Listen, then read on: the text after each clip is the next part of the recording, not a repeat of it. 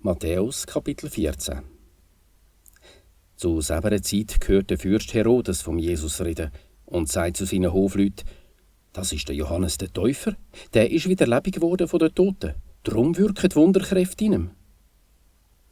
Der Herodes nämlich hat den Johannes verhaften und ins Gefängnis rühren, wegen der Herodias, der Frau von seinem Bruder Philippus. Der Johannes hat ihm ja vorgegeben, du lebst in einer verbotenen Ehe. Und er hätte ihn umgebracht, fürchtet aber das Volk, das meint, er sei ein Prophet. Nun, am Geburtstag vom Herodes tanzt die Tochter von der Herodias vor der Festgesellschaft und gefällt dem Herodes. Drum schwört er gebe ihr alles, was sie will. Sie sagt, was er in ihre Mutter eingeflüstert hat. Gib mir den Kopf vom Täufer Johannes auf einer Platte. Der König ist traurig geworden, aber weil er es geschworen hat und wegen der Gäste, gibt er den Befehl und lässt Johannes im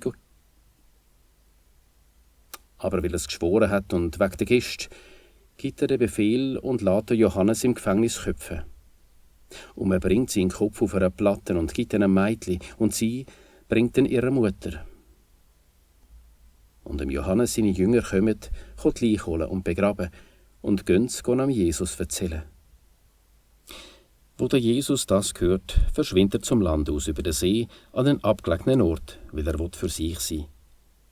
Die Leute aus der Stadt, die es gehört haben, laufen ihm auf dem Land nach und, als er aussteigt, sieht er einen Haufen Leute und hat Verbärmst mit ihnen und macht ihre Kranken gesund. Am Abend kommen die Jünger zu ihm und sagen: Es ist abgelegen da und schon spät, schickt die Leute fort, geht zu essen posten in den Dörfern. Der Jesus sagt ihnen: Sie müssen doch nicht fort. Gebt ihr ihnen zu essen? Sie geben ihm zurück: Wir haben nichts da, bloß 5 Brot und 2 Fische. Er sagt: Bringt es mir da an. Und er heisst die Leute ins Gras sitzen, nimmt die 5 Brot und die 2 Fische, schaut an den Himmel auf, sagt den Segen, bricht das Brot und gibt es den Jünger, die Jünger den Leuten. Und alle essen und kommen genug über. Die vorigen Schnaffel Brot tragen sie zusammen, 12 Körbe voll. Gegessen haben etwa 5000 Männer, Frauen und Kinder nicht gerechnet. Und er zwingt die Jünger ins Schiff zu gehen und vorauszugehen ans andere Ufer, bis er die Leute weggeschickt hat. Und wo er die Leute vorgeschickt hat, geht er den Berg auf, um für sich allein zu beten.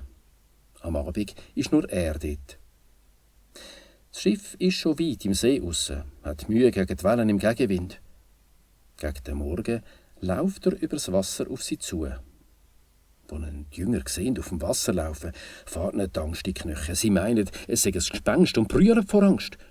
Der Jesus sagt ihnen aber gerade: Hebt keine Angst, es ist nur mich, ihr müsst euch nicht fürchten.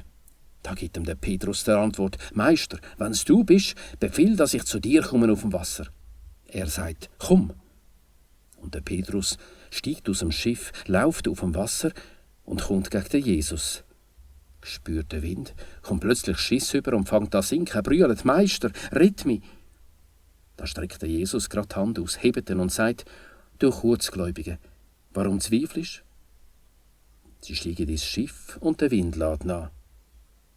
Die im Schiff knündeln ab und sagen: Du bist tatsächlich der Sohn vom Gott. Nicht am See gehen sie Genezareth ans Land. Sobald die Leute vom Ort sehen, sagen sie das in der ganzen Gegend um.